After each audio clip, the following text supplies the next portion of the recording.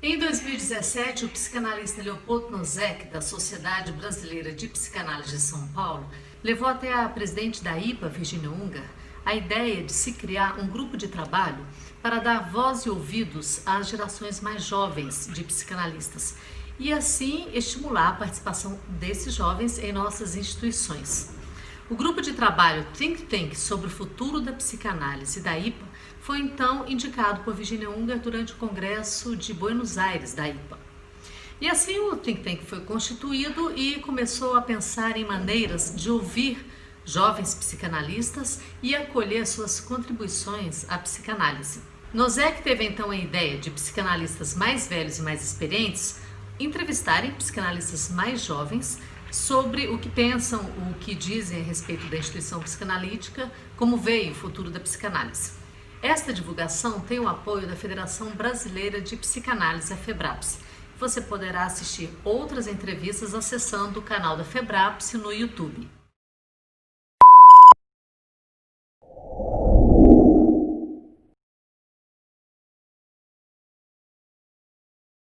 Bueno, buenos días. Estamos aquí para hacer una conversación que se puede llamar una entrevista, pero me gusta más pensarlo como una conversación que entra en la serie de conversaciones o entrevistas organizadas por el Think Tank, que es el nombre que tiene un comité, pero es intraducible, así que es un grupo que piensa sobre el futuro del psicoanálisis y el futuro de la IPA, una serie de entrevistas donde un miembro con mayor experiencia de vida y como psicoanalista conversa o entrevista a un miembro más joven.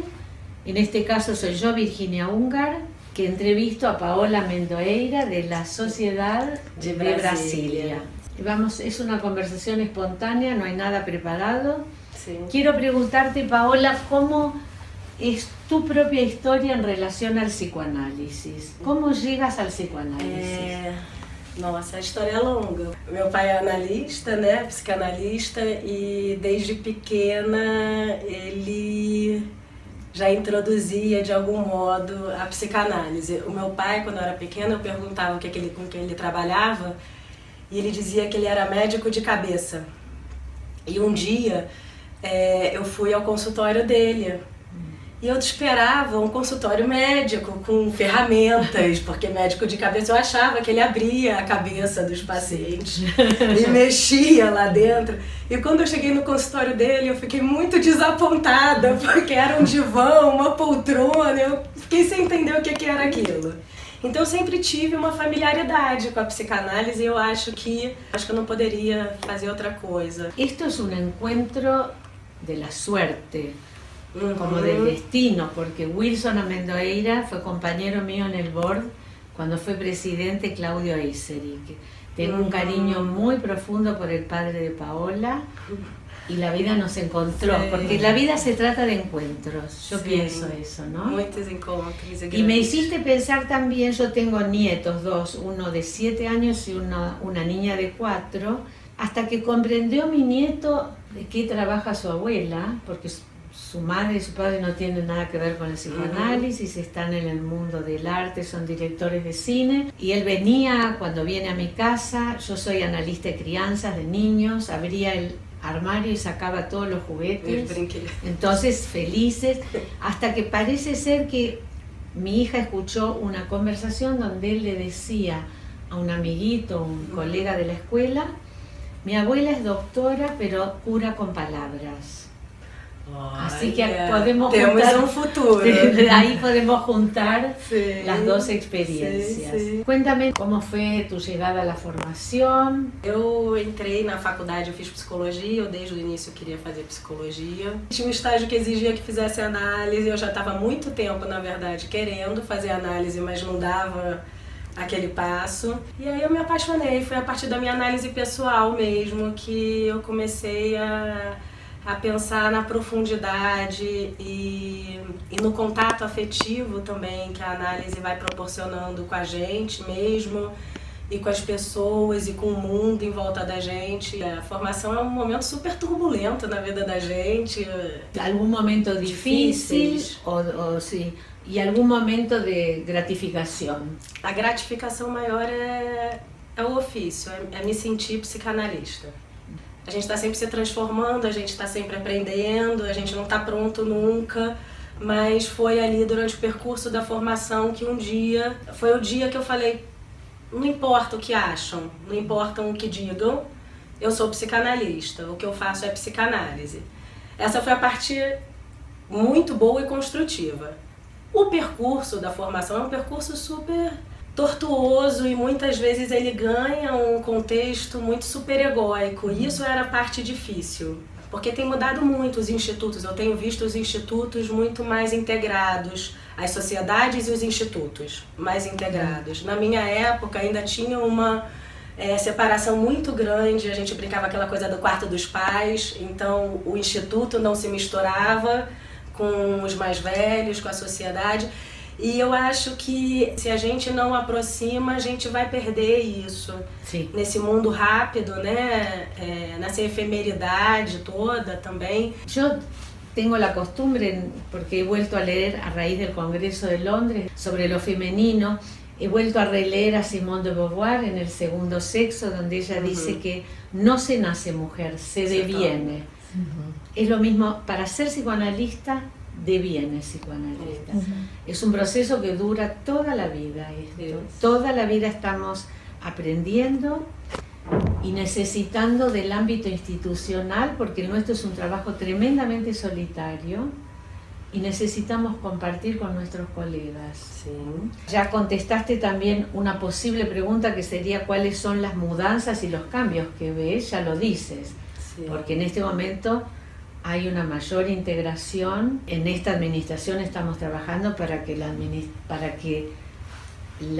el intercambio y la aproximación sea mayor aún. Sim, e você estava falando pensando em duas coisas. Na Simone de Beauvoir também, que ela que a liberdade seja a nossa própria essência, né? Eu acho que isso tem a ver com a formação. Eu acho que durante a formação a gente precisa passar por aquele modelo mais firme, de referência, até que a gente possa se apropriar da psicanálise e possa lidar com todos os elementos de um modo mais livre, possa experimentar, porque o Freud mesmo era um cara que experimentou muito, e eu acho que a gente tem que resgatar nos dias de hoje essa criatividade, a possibilidade de pensar essa atualidade, o paciente atual, né? Mas eu queria falar uma outra coisa, porque somos duas mulheres conversando, na véspera de um congresso onde o tema é feminino, a nossa primeira presidente da IPA, mulher, e as mulheres tiveram um papel fundamental na psicanálise, né? Sim.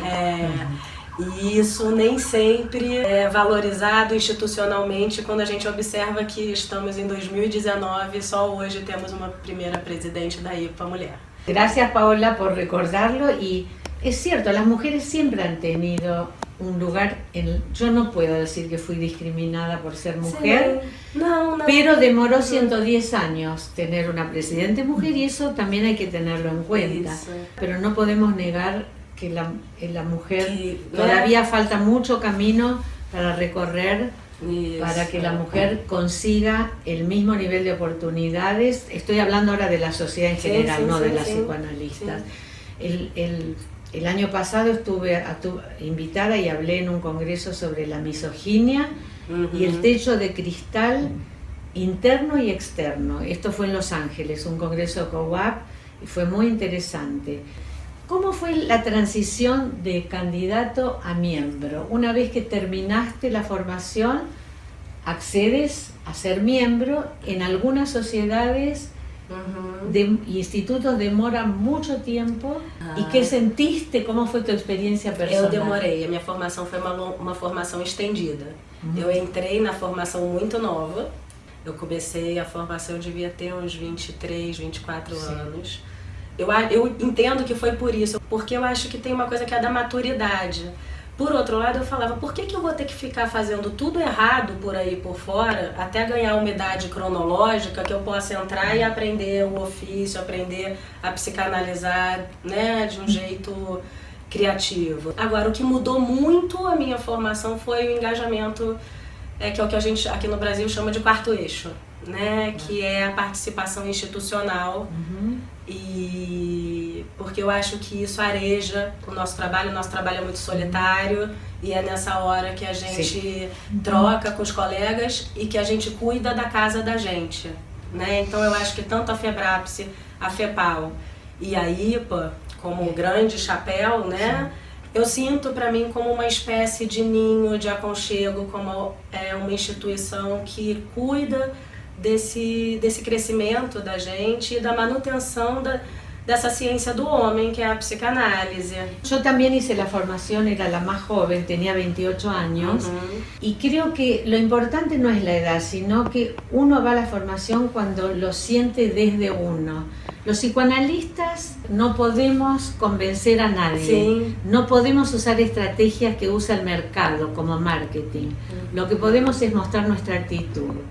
Yo solo quiero decirte que yo pienso que uno no se da cuenta hasta bastante tiempo después qué oportunidad tuvo única en la vida de hacer una formación analítica donde por lo menos 4, 5 años o más haces una inmersión en psicoanálisis. Es una inmersión y esa oportunidad es única y la puedes valorar mucho tiempo después. Muchísimas gracias. Virginia, obrigada. Adorei a conversa.